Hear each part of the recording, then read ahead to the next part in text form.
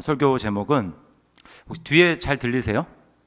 제가 아까 앉았을 때 찬양할 때 그 뒤에 앉았을 때 살짝 좀 안 들리는 것 같은데 오늘은 다른 세대를 다음 세대도라고 하는 제목으로 말씀을 전하도록 하겠습니다.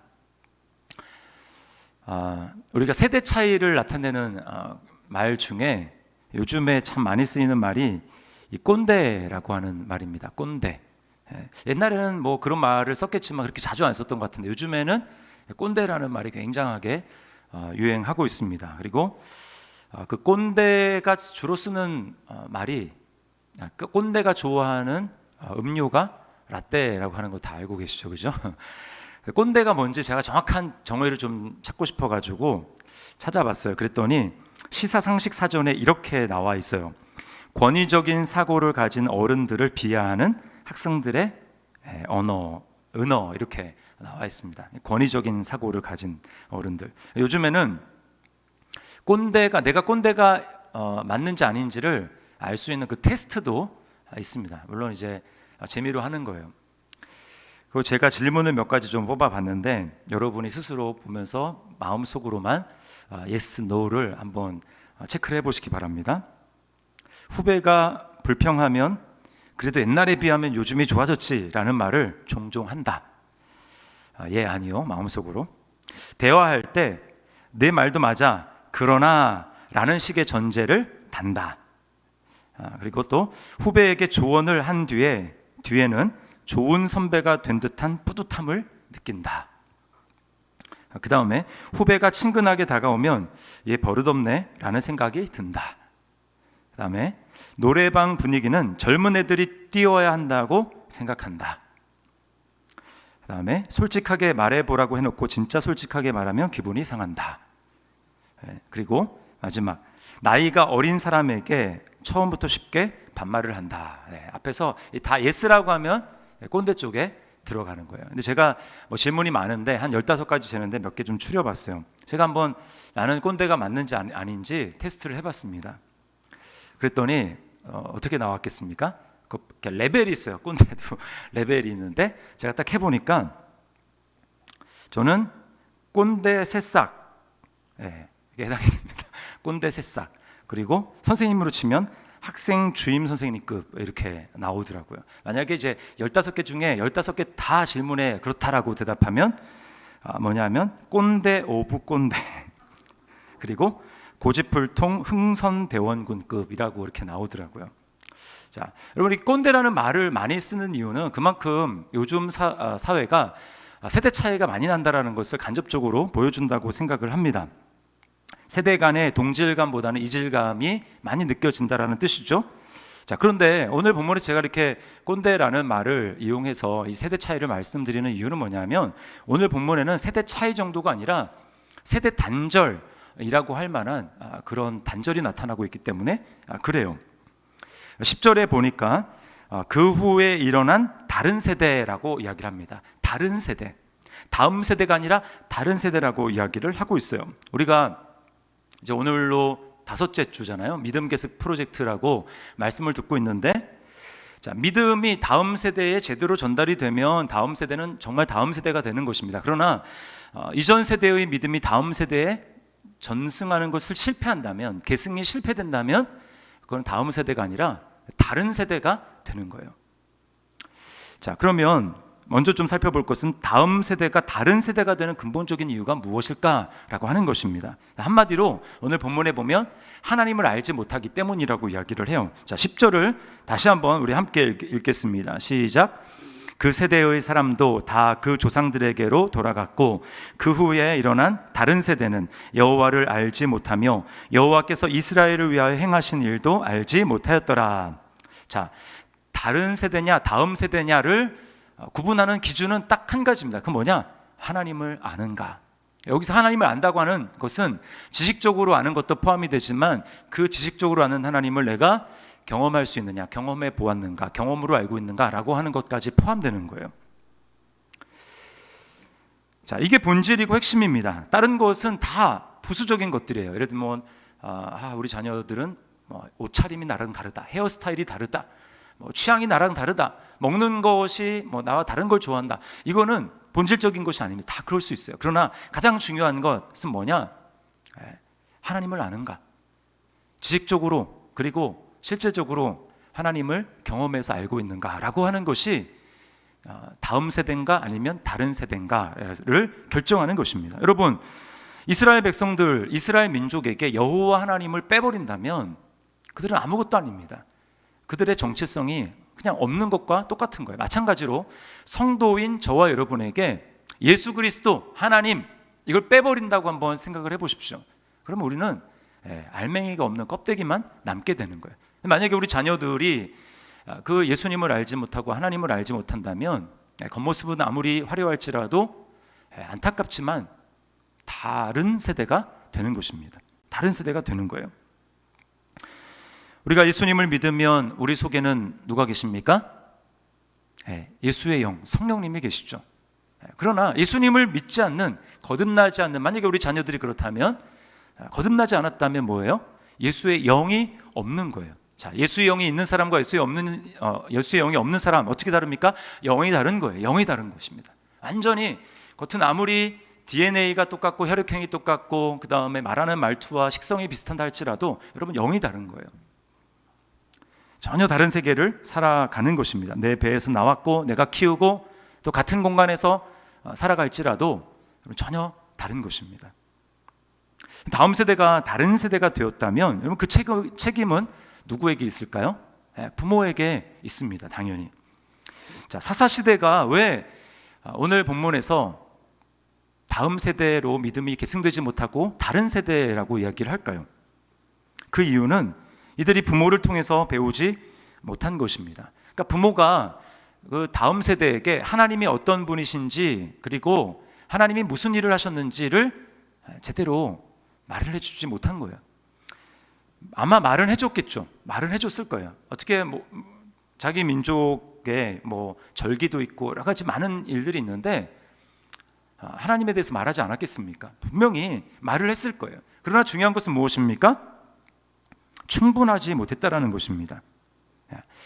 우리는 종종 이렇게 커뮤니케이션을 하다 보면은 항상 내 기준에서 생각을 하는 경우가 있어요. 그래서 나는 이 정도면 알아들었겠지, 이 정도면 충분하겠지라고 생각하는데 상대방에는 전혀 전달이 잘 안 되는 경우가 있습니다. 우리 자녀들한테 그러잖아요. 엄마가 말했잖아, 아빠가 말했잖아. 그러면 언제 말을 했냐 이렇게 이야기를 합니다. 그래서 귀에 못이 박힐 정도로 굉장하게 심하다 싶을 정도로 얘기해야 그제서야 좀 알아듣기 시작하는 거예요. 적당하게 말하면 우리의 자녀들은 귀뚱으로 듣게 되는 것입니다. 자, 그러므로 우리는 경각심을 가지고 자녀들을 양육해야 돼요. 우리 자녀들은 주일학교에 나오고 있으니까 괜찮아 라고 안이하게 생각하면 안 된다라는 것입니다. 우리 아이들은 주일학교에서 예배를 잘 드리고 예배를 빠뜨리지 않고 있으니까 다음 세대일 거야 라고 생각하면 착각할 수 있다라는 것입니다. 우리는 자녀가 다른 세계에 살고 있는, 즉 선교 대상자라고 생각하고 자녀들을 그렇게 양육을 해야 됩니다. 그런 마음으로 자녀를 양육해야지 되는 거예요. 자, 두 번째 오늘 좀 살펴볼 것은 다음 세대가 그러면 하나님을 알도록 하기 위해서 다른 세대가 다음 세대가 되도록 하기 위해서 우리는 어떻게 해야 될까요?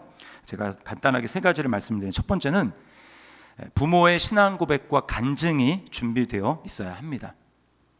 자, 전도폭발 훈련을 받으신 분은 알겠지만 전도폭발 훈련을 받다 보면 개인 간증을 준비해 오라고 합니다.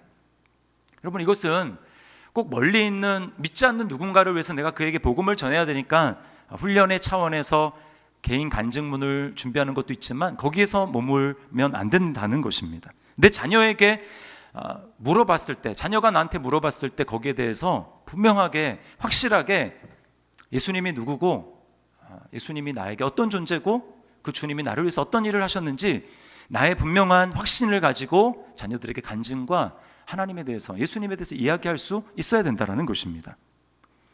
그 간증이 드라마틱하지 않아도 좋아요. 얼마나 드라마틱한가, 그게 중요한 게 아니고 지금 내가 예수님을 나의 주인으로 온전히 고백하며 그렇게 살아가고 있는가라고 하는 것이 중요하다는 것입니다. 자, 베드로전서 3장 15절 말씀에는 이런 말씀이 있어요. 잘 보세요. 너희 마음에 그리스도를 주로 삼아 거룩하게 하고 너희 속에 있는 소망에 관한 이유를 묻는 자에게는 대답할 것을 항상 준비하되 온유와 두려움으로 하고.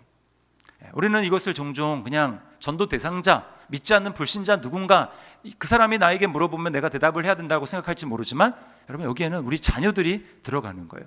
자녀들이 나에게 물어보면 나는 거기에 대해서 언제라도 대답할 수 있는 준비가 되어 있는가?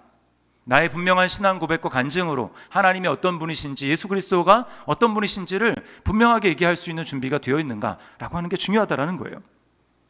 그러면 이 비슷한 말씀이 구약에도 나와 있습니다. 자녀들에 향해서 하나님이 이렇게 말씀하고 있어요. 신명기 6장 20절부터 22절 말씀, 자, 우리 같이 한번 읽어보겠습니다. 시작.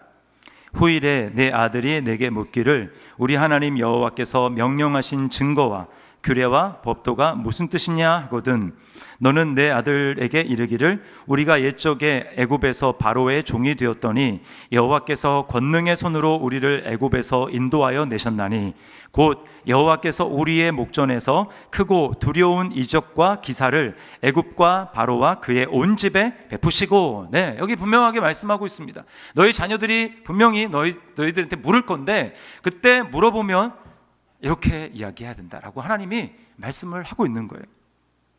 여러분 어떻습니까? 여러분은 자녀가 이야기하면 언제라도 엄마는, 아빠는 하나님을 이렇게 만났고 예수님이 아빠에게는, 엄마에게는 이런 존재다, 나는 이런 마음을 가지고 이런 믿음을 가지고 살아가고 있다 라고 하는 것을 여러분 분명하게 얘기해 줄 수 있습니까? 예수님을 믿기 전에는 아빠 또는 엄마의 삶이 이랬는데 예수님을 믿고 난 다음에 아빠 엄마의 인생의 목적이 바뀌었고 바라보는 가치관이 바뀌었고 그리고 소망하는 소망이 바뀌었다라고 여러분 분명히 얘기할 수 있습니까? 그런 준비가 있어야 된다라는 거예요. 그리고 그것을 시시때때로 이야기해 주어야 한다라는 것입니다.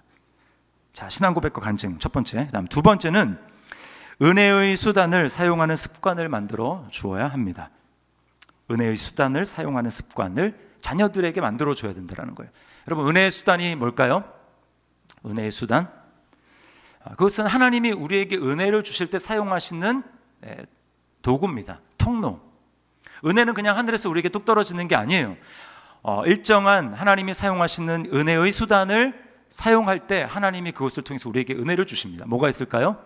말씀, 기도, 그리고 그것을 사용하는 예배. 이게 대표적인 은혜의 수단이죠. 우리는 보통 너무 자녀에게 그런 것을 강요하면 자녀들이 오히려 나중에 반발하지 않을까요? 라고 생각을 합니다. 근데 그렇게 하는 이유는 뭐냐면 부모님 본인 자신이 그것을 즐기지 않기 때문이에요. 본인 자신이 하나님 앞에 그 은혜의 수단과 은혜의 도구를 기뻐하면서 사용하는 모습을 자녀들에게 보여주지 못하기 때문에 그러한 것입니다. 나는 별로 기쁘지 않은데 그래 너한테 좋으니까 너는 해라, 이렇게 하면 안 한다라는 것이죠. 함께 해야 하고 때로는 부모가 이 은혜의 자리에 갈 때 자녀들을 이렇게 데려가는 거. 우리 샬롬이가 이제 나오고 있는데 여러분 이거 자체가 자녀들에게는 엄청난 교육이 되는 것입니다. 저는 어렸을 때 제가 몇 번 말씀을 드린 것 같은데 저희 어머니가 어렸을 때 이제 개척하기 전입니다. 그냥 집사셨는데 제가 다 기억이 나요. 어머니가 자주 교회에 가셔서 예배 때 아니고 혼자 이제 기도하러 이제 건물 지어진 예배당에 가서 창문에 통해서 들어온 햇살, 제가 지금도 기억합니다. 엄마 포대기에 싸서 엄마 등에 이렇게 엎여서 있는데 어머니가 기도할 때 그 기도에 그 울리는 소리가 등을 통해 가지고 이렇게 대고 있는 이 볼에 전달되는 그것을 지금도 기억합니다. 그리고 또 그런가 하면 이제 저희가 이제 목회를 하기 전에 바로 직전에 이제 어떤 장사를 했는데 그때 이제 한참 하나님이 저희 이제 아버지를 목회자로 부르시기 위한 과정 중에 막 경제적으로 어렵게 시작했어요. 그래서 단칸방이었고 앞에는 이제 장사하는 곳이었고 이제 홀이 있고 뒤에 방이 있었는데 그러니까 수시로 저희 어머니가 그 방에서 기도를 하셨습니다. 불을 꺼놓고 약간 컴컴한 데서 기도하셨던 그 장면이 지금도 생생하게 기억나요. 찬송을 부르고 기도하다 또 찬송하시고, 그러다가 또 눈물 흘리면서 기도하시던 그 모습이 생각이 납니다. 그런가 하면 우리 자녀 이제 3남매를 앉혀놓고 성경을 펴서 읽게 하고, 그리고 끝난 다음에 기도하게 하고, 이것들이 생각이 나요. 그래서 제가 이제 말씀을 준비하면서 이렇게 곰곰이 생각을 해봤습니다. 저희 이제 아버지도 그렇고 어머니도 그렇고 두 분이 정말 대단한 역기능적인 가정에서 자라나셨거든요. 그럼에도 불구하고 이렇게 살아낼 수 있었던 이유는 뭘까? 저는 은혜의 수단을 아주 적극적으로 사용하셔서 그렇게 하나님 앞에 나아갔기 때문이라고 생각을 해요. 그리고 저는 그것을 본 것이죠. 저는 뭐 그때 들었던 무슨 내용 이런 건 하나도 생각이 나지 않지만 그 분위기, 그거 생각이 납니다. 하나님 앞에 어떤 자세로 어머니가 나가서 기도하고 주님을 찾고 부르주셨는지 그 분위기를 기억하는 거예요. CGN TV라고 이제 기독교 인터넷 방송국이 있죠. TV에서도 방송하고, 거기에 50쇼라는 프로그램이 있습니다. 50쇼. 뭐냐면 이제 50대에 들어선 뭐 연예인들, 주로 연예인들 하는 것 같아요. 연예인들이 이제 인생에 100세 산다고 했을 때 후반전이잖아요. 후반부를 어떻게 하나님 앞에 이제 내 삶을 좀 의미 있게 드릴 수 있을까 하고 싶은 이 버킷리스트를 정해서 그걸 하는 거예요. 근데 거기에 제가 얼마 전에 이 조혜련 씨가 이렇게 나온 거 봤어요. 요즘에 조혜련 씨가 그 프로에 나오더라고요. 근데 조혜련 씨의 버킷리스트가 뭐였냐면 이제 아들이 군대를 가는 거예요. 군대를 가는데 그 아들에게 마지막으로 해주고 싶은 선물이 뭐냐? 그게 성경을 아들에게 가르쳐 주는 것입니다. 성경을. 그러니까 조혜련 씨가 여러분 잘 아시다시피 예수 믿은 다음에 성경 엄청나게 읽잖아요. 1년에 뭐 적으면 4독, 많으면 8독 막 이렇게 성경을 읽는데, 성경을 이제 뭐 군대에 가는 아들에게 성경을 가르치고 싶은 거예요. 그래서 그 프로에서 20분 넘게, 20분 이내로 구약 20분 이내, 신약 20분 이내 해가지고 아들에게 아주 재미있게 아들이 잊어버리지 않게 성경을 이제 그 스토리로 이야기를 해주는 겁니다. 강의를 해주는 거예요. 제가 이제 그걸 봤거든요. 근데 평신도인데도 굉장히 수준 있게 재미있게 잘 하더라고요. 여러분, 왜 군대에 가는 아들에게 여러 가지 많이 할 수 있어요. 그리고 내가 개인적으로 성경을 많이 읽는 것과 그것을 자녀에게 성경 신구약을 강의를 해준다라고 하는 것은 전혀 차원이 다른 것입니다. 왜 그렇게 했을까요? 엄마의 마음에 이제 아들이 군대 가면 여러 가지 바쁜 일로 은혜를 잘 못 받을 수가 있는데, 그때라도 엄마가 해준 마지막 그 기억, 성경을 가르쳐줬던 그 전체를 가르쳐줬던 것을 기억하고 성경을 보면서 하나님의 은혜를 경험하라고 그렇게 그 아들에게 강의를 한 것입니다. 빠르면 빠를수록 좋습니다. 방법은 여러 가지가 있어요. 여러분 어떤 것을 사용해도 좋습니다. 우리가 이제 주일마다 주일 설교를 이제 요약한 가정 예배지가 나가잖아요. 그럼 가정 예배지를 가지고 할 수도 있습니다. 또는 매일 성경 거기에 나오는 큐티 본문을 가지고 같이 읽고 그냥 간단하게 나눌 수 있어요. 그리고 기도할 수 있습니다. 또는 뭐 엄마가 자신 있으면 그렇게 하는 것처럼 10분 동안 자녀가 그럴 수 있는 여력이 안 된다 그러면 엄마가 가르쳐 주는 거예요. 10분 성경 공부, 그리고 같이 기도하는 것입니다. 아이는 딱 한마디, 한 문장 기도하고 그다음에 엄마가 기도해 주는 거죠. 또는 우리 교회에서 이제 매주 한 구절씩 성경 구절을 암송하지 않습니까? 그러면 그 성경 구절을 가지고 일주일에 한 구절 또는 두 구절 그것을 같이 읽고 그 안에 있는 은혜를 나누고 그것을 같이 암송하는 것입니다. 그러면서 받은 은혜를 서로 또 나누고, 다양한 방법을 통해서 자녀들이 어렸을 때부터 그 은혜의 수단을 사용할 수 있는 습관을 갖도록 하는 것이 중요하다라는 거예요. 자, 그다음에 마지막 세 번째입니다. 세 번째는 저는 이 세 번째를 특별히 강조하고 싶습니다. 마음의 전쟁을 통해 은혜를 알려주는 것입니다. 자, 이게 무슨 소린가? 자, 오늘 본문에 보면 다음 세대가 왜 이전 세대와 다르게 하나님을 알지 못했는가? 그 이유 중에 하나가 다음 세대는 전쟁을 몰랐다라고 이야기를 합니다. 자, 3장 1절 말씀을 보세요. 여호와께서 가나안의 모든 전쟁들을 알지 못한 이스라엘을 시험하려 하시며. 자, 이전 세대가 하나님을 어떤 식으로 경험했습니까? 전쟁을 통해서 경험을 했어요. 특별히 여호수아 막 진격을 하면서 이번에는 이민족, 다음에는 이민족 하면서 그것을 통해서 우리가 도저히 이길 수 없는 상대인데 하나님이 함께 하셔서 이겼다. 이걸 통해 가지고 정말 하나님은 능력의 하나님이시고 우리 앞서 행하시고 약속을 지키시고 우리에게 정말 약속하신 젖과 꿀이 흐르는 가나안 땅을 우리에게 주시는 하나님이시구나 라고 하는 것을 경험했단 말입니다. 근데 다음 세대는 뭐예요? 전쟁을 모르는 거예요. 하나님을 경험할 수 있는 어떤 장이 없다라는 것입니다. 왜 그랬을까요? 왜? 이 책임은 부모 세대에게 있어요. 여호수아와 그 시대에 살았던 사람들에게 책임이 있습니다. 뭐냐면 사실은 전쟁이 끝난 게 아니었거든요. 그럼에도 불구하고 그들이 적당하게 타협하면서 더 이상의 전쟁을 하지 않는 것입니다. 아직 완전히 몰아내야 되는데 완전히 몰아내지 않고 너무 힘드니까 그러면서 적당하게 타협하며 사는 것을 배운 거예요. 그러다 보니까 다음 세대가 태어나서 다음 세대에게 어떻게 싸우는지, 하나님이 어떻게 일하시는지, 믿음으로 하나님과 동행한다라는 것은 어떤 것인지를 보여주어야 되는데 그러지 못한 거예요. 여러분, 이스라엘이 가나안 민족과 전쟁을 철저하게 하지 않았다, 전쟁을 끝까지 하지 않았다라고 하는 것은 무엇을 뜻합니까? 그러니까 우리에게 적용해 봤을 때, 우리는 뭔 전쟁을 하겠습니까? 이걸 우리에게 적용해 봤을 때 그것은 바로 죄와의 타협이에요. 죄와 싸우고 내 안에 있는 우상과 싸우고 그렇게 싸우는 것이 아니라 적당하게 타협하는 것입니다.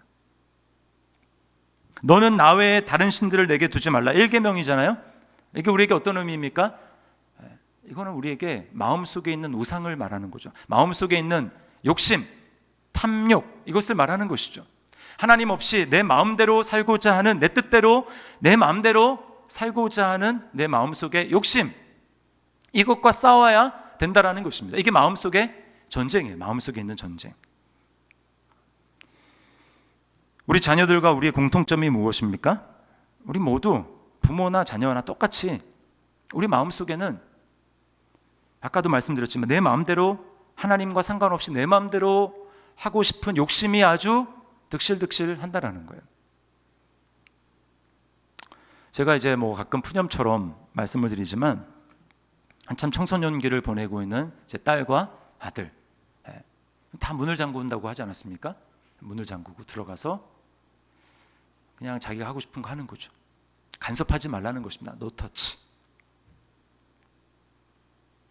제가 이제 그것 때문에 이제는 많이 익숙해지기도 하고 요즘에 좀 덜 잠그는 것 같아요. 근데 많이 익숙해지기도 했지만 섭섭함을 느꼈다고 말씀을 드렸는데, 근데 돌아서서 제가 곰곰이 묵상을 해보면 그게 하나님 앞에서 저의 모습이라는 걸 깨닫는 것입니다. 하나님의 임재를 생각하지 않는 거예요. 하나님의 임재의 의식에 대한 스위치를 끕니다. 하나님 분명히 보고 계심에도 불구하고 나는 마침 하나님이 나를 보지 않는 것처럼, 하나님이 거기 계시지 않는 것처럼 생각을 하고 난 하나님을 의식하지 않는 거예요. 그리고 혼자만의 은밀한 시간을 즐기는 것입니다. 분명히 하나님이 나에게 원하시는 것이 있어요. 가정에서도 아내를 위해서 사랑하는 방법으로 어떤 것을 표현하기를 바라시고 어떤 일을 하기를 바라시고, 또 자녀들을 위해서도 내가 믿음의 가장으로서 이러저러한 일들을 하나님 더 하기를 원하시는데 어떻습니까? 때로는 나는 쉬어야 돼, 나는 쉼이 필요해 라고 하는 저만의 공간에 들어가서 아무도 나를 건들지 마 라고 하면서 그렇게 하나님의 뜻을 저버리고, 하나님 이제부터는 아무도 저를 못 건드립니다 라면서 저의 은밀한 시간을 즐기는 것이죠. 핑계죠. 여러분, 얼마나 제 마음속에 이기심과 욕심이 많습니까? 저를 얼마나 사랑합니까? 제 안에 있는 이 안락의 우상, 편안하고 싶은 이 안락의 우상이 너무나 많다는 걸 깨닫는 거예요. 예전에는 잘 몰랐어요. 예전에는 저는 그런 거 별로 안 좋아하는 줄 알았어요. 근데 안 좋아하는 게 아니라 그런 여건이 안 만들어졌을 뿐입니다. 전쟁이 어디 저 멀리에서 일어나는 게 아닙니다. 가장 치열한 전쟁은 바로 우리 마음속에서 일어나는 거예요. 나의 마음속에서, 또 우리 자녀들의 마음속에서 지금 그 전쟁이 일어나고 있는 것입니다. 자, 그럼 우리 자녀들도 다 알아요. 부모님이 뭘 원하고 하기를, 내가 뭘 하기를 부모님이 원하시는지 우리 자녀들도 다 알아요. 그런데 안 됩니다. 그게 안 돼요. 우리가 똑같아요. 우리도 하나님이 우리에게 뭘 말씀하시고 내가 어떻게 살아야 되는지, 그래야 하나님이 기뻐하시는지 알기는 굉장히 잘 알지 않습니까? 그러나 그렇게 잘 못 삽니다. 우리 안에 있는 죄성이 우리를 가만 놔두지 않아요. 우리 자녀들도 그것을 압니다. 그게 얼마나 치열한지 잘 알아요. 때로는 이 싸움이 굉장히 지긋지긋하고 언제나 이 싸움이 끝나나, 자주자주 이 싸움에 지는 자신을 보면서 그냥 포기하고 싶은 생각도 듭니다. 무슨 의미가 있나? 자주 지는데, 넘어지는데, 이런 생각이 들어요. 그러나 여러분, 아이러니하게도 이 마음의 전쟁 속에서 우리는 진정한 하나님의 능력, 진정한 하나님의 은혜를 경험하게 된다라는 것입니다. 자, 3장 2절 말씀을 보세요. 이스라엘 자손의 세대 중에 아직 전쟁을 알지 못하는 자들에게 그것을 가르쳐 알게 하려 하사 남겨두신 이방 민족들은 이라고 이야기를 합니다. 자, 이게 뭐냐면, 인간 측면에서 봤을 때는 우리가 좀 타협을 해서 전쟁이 끝나지 않고 이방 민족들이 남아있는데, 하나님 편에서 봤을 때 이것을 하나님은 뭐라고 말씀하시냐면, 내가 너에게 전쟁을 알게 하기 위해서, 전쟁 속에서 역사하는 내가 어떤지를, 나의 은혜를 알게 하기 위해서 남겨두었다라고 하나님께서는 그렇게 말씀을 하시는 거예요. 여러분, 이제 그래서 사사기 전체를 통해서 보면 이제 다음 세대가 전쟁을 하기 시작합니다. 근데 좀 이전 세대와 다르긴 해요. 여호수아와 이전 세대들은 어떻게 전쟁을 합니까? 하나님이 약속하신 것을 따라서 전진하면서 싸우는 것이죠. 그러나 지금 사사기 안에 있는 이 다음 세대, 다른 세대는 지금 어떻게 하고 있습니까? 이들은 우상을 섬기고 하나님을 불순종하고 배반을 함을 통해서 하나님이 이방 민족을 그들에게 붙여서, 어떻게 보면 징계죠. 징계를 통해서 억지로 전쟁을 하게 만드십니다. 그리고 이제 그 사이클이 계속해서 반복이 되는 거예요. 사사기의 사이클, 여러분 사사기 읽어보면 아시죠? 처음에 우상을 숭배를 하고 불순종을 합니다. 그럼 어떤 일이 일어납니까? 하나님이 다른 옆에 있는 민족에게 이스라엘 백성을 붙이세요. 그럼 그 민족이 이스라엘 백성들을 마음대로 합니다. 막 짓밟습니다. 너무 괴롭죠. 막 약탈당하고 막 남은 게 없고 너무나 궁핍하고 괴롭고 힘든, 막 짓누르니까 너무 힘듭니다. 그러면 이제 힘드니까 하나님 앞에 부르짖는 거예요. 그럼 하나님이 사사를 일으키십니다. 사사를 일으켜서 괴롭히는 이방 민족을 하나님이 제압하시고 그들을 그 손에서, 이방 민족의 손에서 구원하시는 거예요. 자, 그러면 거기에 평안이 있습니다. 평안이 있고, 사사가 사는 날 동안에 이스라엘 백성들에게는 평안이 있어요. 10년 살면 10년 동안 이렇게 평안이 있습니다. 근데 이제 사사가 죽고 없잖아요. 그러면 또 죄를 짓습니다. 죄를 또 지면 어때요? 하나님은 또 가만히 있지 않고 옆에 있는 이방 민족을 일으키셔서 또 붙이십니다. 그러면 또 괴로워가지고 막 못 살겠다고 하고 하나님 앞에 또 부르짖습니다. 그럼 하나님이 또 다른 사사를 이번에 일으키셔서 이방 민족에서 구원하게 하십니다. 사사가 사는 날 동안에 평안이 있습니다. 사사가 죽었어요. 그러면 또 돌이켜서 우상 숭배를 합니다. 이게 계속해서 반복되는 게, 계속해서 한 2년 전인가 3년 전인가 그때 이 사사기를 우리 이제 아이들과 함께 가정 예배 때 읽고 나눴어요.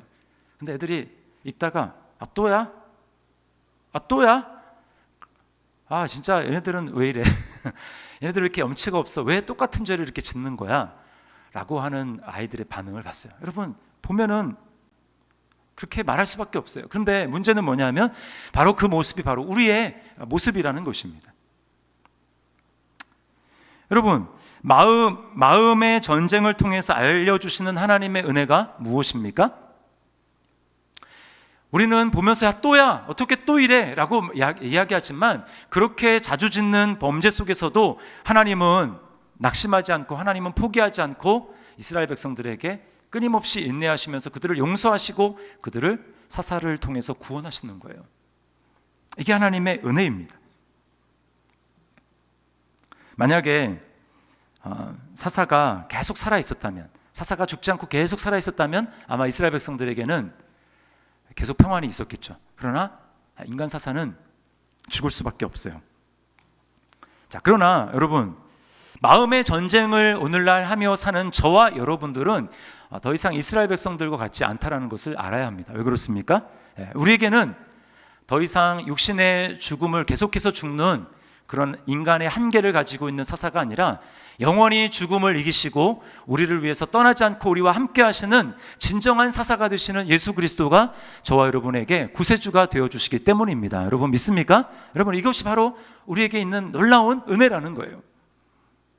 예수님은 십자가를 통해서 우리로 하여금 죄의 종노릇하게 만들고, 그래서 자유함이 없게 만들고, 자유가 있는 것 같지만 실상은 나 자신에게 매몰돼서 진정한 자유를 누리지 못하는 우리를 십자가에서 죄를 지시고 그 죄를 극복하시고 죄를 끝내심으로 말미암아 우리를 죄의 종노릇하는 곳에서 주님이 해방시키셨어요. 우리는 마음의 전쟁에서 승리한 사람들입니다. 그리고 그리스도 안에 있다라는 것을 우리가 의식하고 기억하며 바라볼 때, 그것을 묵상하게 될 때 우리는 그리스도 안에서 우리 마음의 전쟁에서 승리할 수 있다라는 것입니다. 로마서 7장 22절부터 8장 2절 말씀 제가 읽을 테니까 여러분 잘 말씀을 보시기 바랍니다. 바울의 고백이에요. 바울의 고백. 내 속사람으로는 하나님의 법을 즐거워하되 내 지체 속에서 한 다른 법이 내 마음의 법과 싸워 내 지체 속에 있는 죄의 법으로 나를 사로잡는 것을 보는도다. 한마디로 뭐냐면 내가 마음에 이렇게 하고 싶은데 잘 안 된다, 괴롭다라는 거예요. 24절에 오호라 나는 곤고한 사람이로다. 이 사망의 몸에서 누가 나를 건져내랴. 25절 우리 주 예수 그리스도로 말미암아 하나님께 감사하리로다. 그런즉 내 자신이 마음으로는 하나님의 법을 육신으로는 죄의 법을 섬기노라. 그 다음에 우리 8장 1절 2절 우리 같이 읽습니다. 시작. 그러므로 이제 그리스도 예수 안에 있는 자에게는 결코 정죄함이 없나니 이는 그리스도 예수 안에 있는 생명의 성령의 법이 죄와 사망의 법에서 너를 해방하였음이라. 아멘. 여러분 이 말씀 믿습니까? 네. 그러므로 그리스도 예수 안에 있는 자에게는 결코 정죄함이 없나니 이는 그리스도 예수 안에 있는 생명의 성령의 법이 죄와 사망의 법에서 너를 해방하였음이라. 우리는 그리스도 안에서 마음의 전쟁에서 이긴 거예요. 하나님의 은혜를 경험했다라는 것입니다. 이것을 우리가 그리스도 안에 있는 이 믿음을 온전하게 가지게 될 때 우리는 자주 넘어지는 죄로부터 다시 일어설 힘을 갖게 되는 것입니다. 마음의 전쟁에서 승리할 수 있는 힘을 갖게 되는 거예요. 여러분, 그리고 우리는 계속해서 전쟁을 싸우며 그 전쟁 속에서 하나님의 은혜가 어떻게 나타나는지 그 하나님의 은혜를 생생하게 경험하게 되는 것입니다. 그리고 우리가 이 마음의 전쟁, 이 마음의 싸움에 눈을 분명히 뜨고 그 죄와의 싸움에서 타협하지 않고 주님의 은혜를 기억하면서 하나님의 은혜를 맛보며 계속해서 걸어가게 될 때 우리가 그 싸움을 포기하지 않는 한 우리에게는 자녀들의 싸움이 보입니다.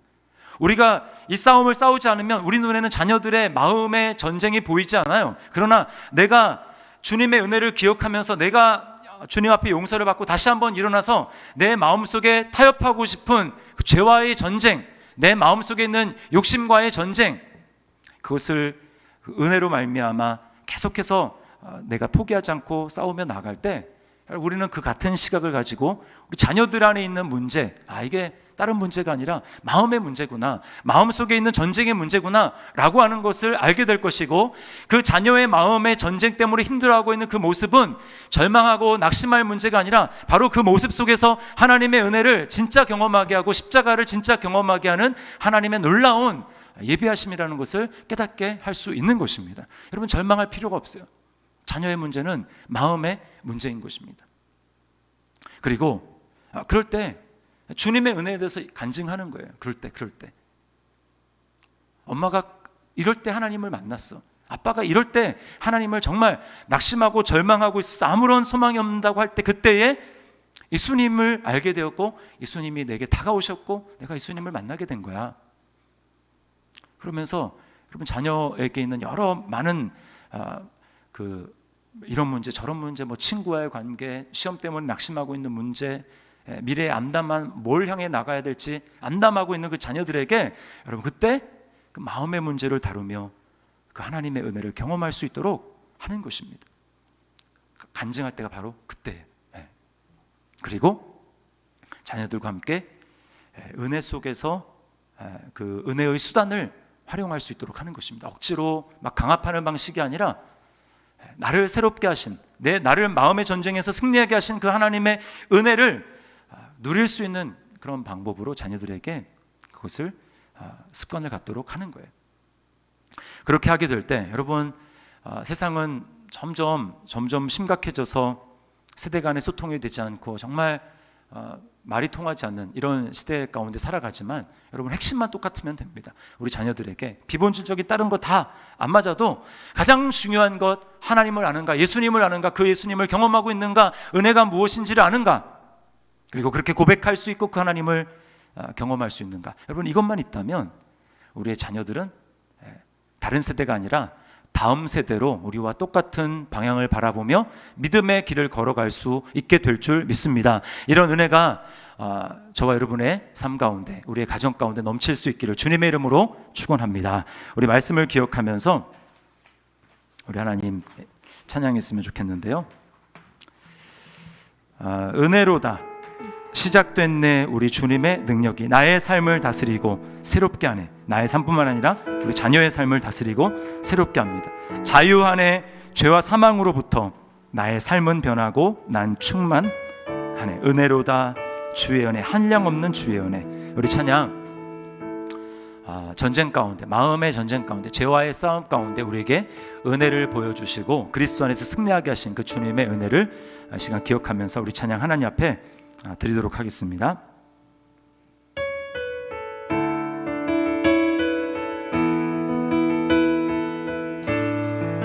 시작됐네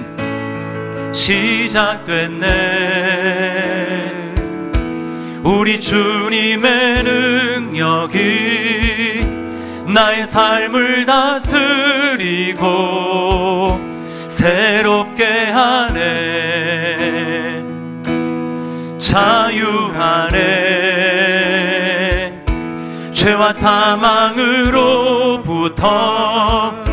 나의 삶은 변하고 난 충만하네. 우리 처음부터 다시 한번 고백합니다. 시작됐네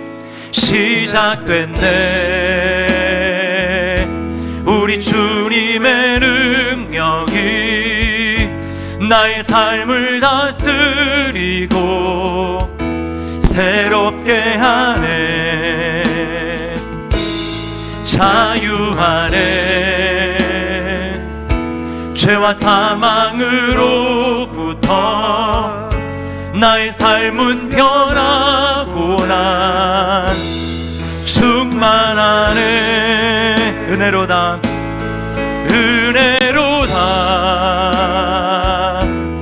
주의 은혜 한량없는 주의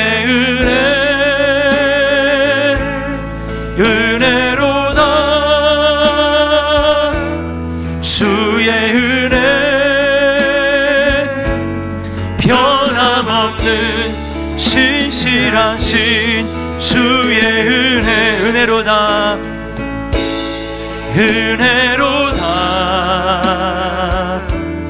주의 은혜 우리를 포기하지 않으시는 한량없는 주의 은혜로다 주의 은혜 변함없는 신실하신 주의 은혜로 처음부터 고백합니다. 시작됐네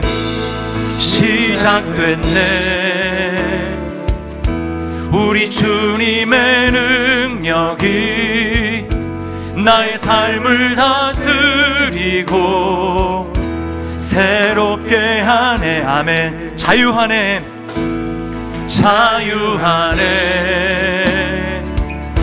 죄와 사망으로부터 나의 삶은 변하고 난 충만하네. 아멘. 우리 믿음으로 선포합니다. 은혜로다 주의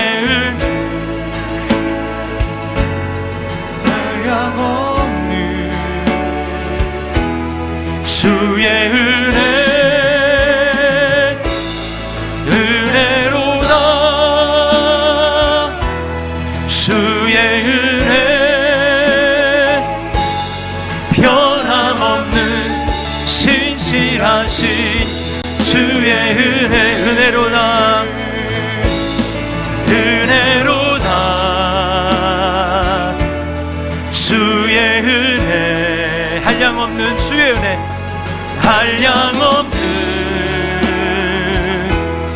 주의 은혜, 은혜로다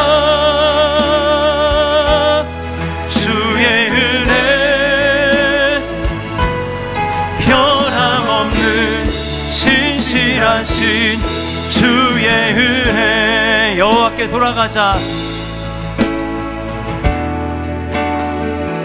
여호와께 돌아가자. 우린 돌아서도 그는 변치 않네. 여호와께 돌아가자. 우린 넘어져도 그 사랑 영원. 처음부터 다시 한번, 처음부터.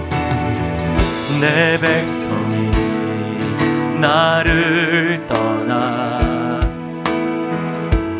돌아섰지만 내 사랑이 내 백성을